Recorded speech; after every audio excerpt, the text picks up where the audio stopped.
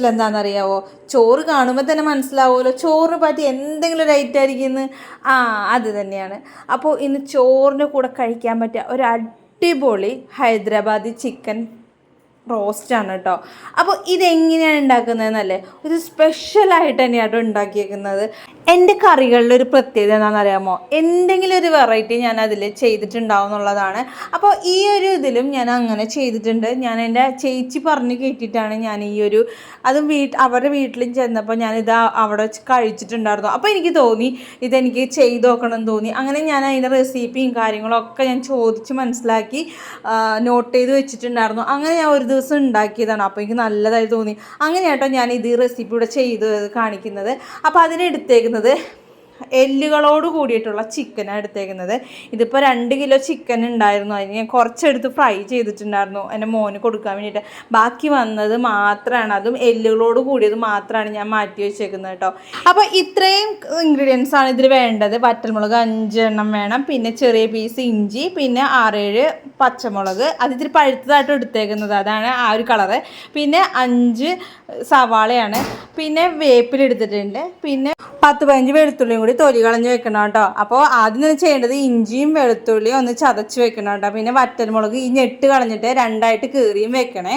ഇനി നമുക്ക് ചെയ്തു തുടങ്ങാം. അതിന് ഉരുളിയാണ് ഞാൻ എടുത്തിരിക്കുന്നത്, അതാണ് ഏറ്റവും സുഖം കേട്ടോ. അപ്പോൾ അത്യാവശ്യം കൂടുതൽ തന്നെ നമ്മൾ ഓയിൽ ഒഴിക്കണം കേട്ടോ.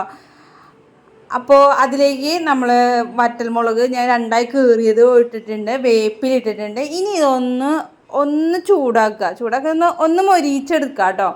ഇനി ഇതിലേക്ക് നമ്മൾ നേരത്തെ എടുത്ത് വെച്ച ആ സവാള ഉണ്ട്, അത് ഞാനൊന്ന് നല്ല പോലെ ഒന്ന് മിക്സിയിലിട്ട് അരച്ച് വെച്ചിട്ടുണ്ട്. അപ്പോൾ അരച്ചതാണ് ഇടേണ്ടത്. അത് ഇതിലേക്ക് ഇട്ടിട്ട് വേണമെങ്കിൽ ഒരു തുണ്ട് ഉപ്പിടാം കേട്ടോ. അപ്പോൾ അതും കൂടി ഇട്ടിട്ട് നല്ലപോലെ, അത് പെട്ടെന്ന് വഴന്ന് കിട്ടാൻ വേണ്ടിയിട്ടാണ്, അതും കൂടി ഇട്ട് നല്ലപോലെ ഒന്ന് ഇളക്കി വഴറ്റിയെടുക്കുക. അപ്പോൾ ഹൈ ഫ്ലെയിമിൽ തന്നെ ഇട്ട് ചെയ്തോ, കാരണം ഇത് ഉരുളിയാണ്, അപ്പോൾ നല്ല കട്ടിയുള്ളതാണ്. അതുകൊണ്ട് ഹൈ ഫ്ലെയിം ആയാലും പ്രശ്നമൊന്നുമില്ല കേട്ടോ. ഒന്ന് ഇളക്കി നിന്നാൽ മാത്രം മതി. അപ്പോൾ നല്ല പോലെ ഇളക്കി നല്ലപോലെ ഒന്ന് മൂപ്പിച്ചെടുക്കണം കേട്ടോ. സാധാരണ നമ്മൾ സവാളയൊക്കെ അരിഞ്ഞാൽ നല്ല നീട്ടത്തിൽ തന്നെയല്ലേ അരിഞ്ഞെടുത്തിട്ട് നമ്മൾ വഴറ്റിയെടുക്കാറ്. അപ്പോൾ അതേപോലെ തന്നെ നല്ല പോലെ ഒന്ന് വഴറ്റിയെടുക്കണം. ഇനി അത് നല്ലപോലെ വഴണ്ടു കഴിഞ്ഞാൽ നമ്മൾ നേരത്തെ കഴുകി വെച്ചിരുന്ന ചിക്കൻ ഉണ്ടല്ലോ, അത് ഇതിലേക്ക് ഇട്ട ശേഷം ആവശ്യത്തിന് ഉപ്പും കൂടി ഇട്ട് ഇത് നന്നായിട്ടൊന്ന് മിക്സ് ചെയ്യണം കേട്ടോ. അപ്പോൾ ഈ സവാളയുടെ കൂട്ടത്തിൽ ഇത് നല്ലപോലെ ഒന്ന് മിക്സ് ചെയ്ത് എടുക്കണം കേട്ടോ. അപ്പോൾ ചിക്കൻ വേണമെങ്കിൽ ഒരു 10 മിനിറ്റ് അടച്ചു വെച്ചൊന്ന് വേവിച്ചെടുക്കുക കേട്ടോ, കുഴപ്പമൊന്നുമില്ല. ഇനിയിപ്പോൾ തുറന്ന് വെച്ചിട്ടായാലും അത് നന്നായി വെന്തോളത് പ്രശ്നമില്ല. ഇനി നമുക്ക് മഞ്ഞൾപ്പൊടി ഇതിലിടാം കേട്ടോ. നല്ല പോലെ ഇത് ഇളക്കി അതൊന്ന് ഇതുമൊക്കെ ചിക്കനുമൊക്കെ അതൊന്ന് പിടിക്കട്ടെ, അത് ലെവലൊന്ന് ഇളക്കി നിൽക്കുക. ഇനി അതിലേക്ക് നമുക്ക് ഇടേണ്ടതെന്ന് വെച്ച് കഴിഞ്ഞാൽ വെളുത്തുള്ളി ഇഞ്ചിയും ചതച്ചതുണ്ട്, ചതച്ചത് അല്ലെങ്കിൽ പേസ്റ്റ് ആയാലും എന്തായാലും കുഴപ്പമില്ല, അത് ഇതിലേക്ക് ഇടാം കേട്ടോ.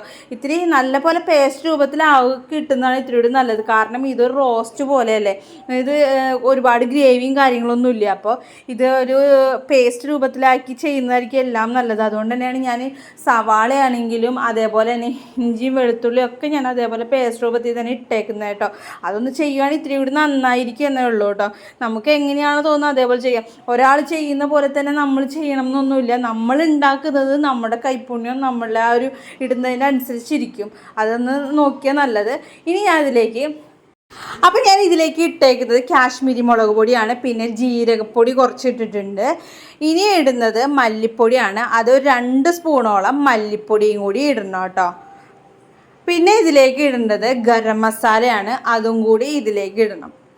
ഇനി ഗരം മസാല ഇട്ടതിന് ശേഷം ഇതിലേക്ക് നമ്മൾ നേരത്തെ എടുത്ത് വെച്ചാൽ പച്ചമുളക് നെടുകെ കീറിയത്, അതായത് നടുക്ക് കീറിയത് കൂടി ഇട്ടതിന് ശേഷം നല്ല പോലെ ഇളക്കി ഇത് മിക്സ് ചെയ്യുക കേട്ടോ.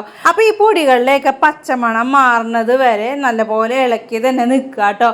പിന്നെ ഇത് ഇളക്കാൻ പറഞ്ഞത് വേറെ ഒന്നും കൊണ്ടല്ല, നല്ല ഹൈ ഫ്ലെയിമിൽ ഇട്ടിട്ടാണ് ചെയ്യുന്നത്, അതുകൊണ്ടാണ് ഇളക്കി നിൽക്കാൻ പറഞ്ഞത്. പിന്നെ ഈ ചിക്കൻ ഇളക്കുമ്പോൾ പൊടിയാത്ത ലെവലിൽ വേണം ഇളക്കുന്നത്. സൈഡ് കൊണ്ട് ഇങ്ങനെ ചുറ്റിച്ച് നമ്മൾ എടുത്ത് ഇളക്കണം കേട്ടോ. അത് ചിലപ്പോൾ ഞാൻ ചെയ്യുന്നത് പോലെ ആയിരിക്കില്ല ചെയ്യുന്നത്, കാരണം ഇത് പൊടിയാതിരിക്കാൻ വേണ്ടി. ചിക്കനല്ലേ നമ്മളിങ്ങനെ ഒരുപാട് ഇട്ട് ഇളക്കി എന്ന് വരുമ്പോൾ അതൊന്ന് ഉടഞ്ഞു പോവും. അപ്പോൾ അത് ഉടയാതിരിക്കാൻ വേണ്ടി പറഞ്ഞെന്നുള്ളൂ കേട്ടോ. അപ്പോൾ അതേ ഏകദേശം നല്ല പോലെ ഒന്ന് വഴന്ന് ആ പൊടികളിലൊക്കെ ആ പച്ചമണം മാറിയപ്പോൾ തന്നെ ഇതിൻ്റെ ചിക്കൻ്റെ ലെവലൊക്കെ ഒന്ന് മാറി കേട്ടോ. അപ്പോൾ നമ്മൾ ഏകദേശം ആയിട്ടുണ്ട്. ഇനി ഇതിലേക്ക് വേപ്പിലയും കൂടി ഇടുകയാണ് വേണ്ടത്. അപ്പോൾ അതും കൂടി ഇട്ട ശേഷം നല്ല പോലെ ഇളക്കി എടുക്കുകയാണ് കേട്ടോ. അപ്പോൾ ഈ ഹൈദരാബാദ് ചിക്കൻ റോസ്റ്റിൻ്റെ ഒരു പ്രത്യേകത എന്ന് വെച്ച് കഴിഞ്ഞാൽ ഒരുപാട് എരിവൊന്നും ഉണ്ടാവില്ല കേട്ടോ. എങ്കിൽ മസാലയൊക്കെ നല്ലപോലെ ഉണ്ടാവുകയും ചെയ്യും. വല്ലാതെ ഇങ്ങനെ കൂടുതൽ ഇങ്ങനെ നിൽക്കുക എന്നുള്ളത് നമ്മുടെ ഈ ഒരു മല്ലിയുടെ അതേപോലെ തന്നെ മഞ്ഞപ്പൊടിയുടെ ഒക്കെ കുത്താണ് കൂടുതൽ നിൽക്കാട്ടോ. ഇനി വേണമെങ്കിൽ ഇതിൽ ഇത്തിരി കൂടി ടേസ്റ്റ് കൂടാനായിട്ട് കസ്തൂരി മേത്തി ഉണ്ടല്ലോ, അതും കൂടി ഇതിലേക്ക് ആഡ് ചെയ്യാട്ടോ. ഞാൻ അതിലേക്ക് ഇട്ടിട്ടില്ല, കാരണം അതിൻ്റെ സ്മെല്ല് എനിക്ക് വലിയ ഇഷ്ടമില്ല. അപ്പോൾ അത് താല്പര്യമുള്ളവർക്ക് നമുക്ക് ആ പൊടികൾ ഇടുന്നതിൻ്റെ കൂട്ടത്തിൽ ഇത് ഇട്ടിട്ട് മിക്സ് ചെയ്യാം കേട്ടോ.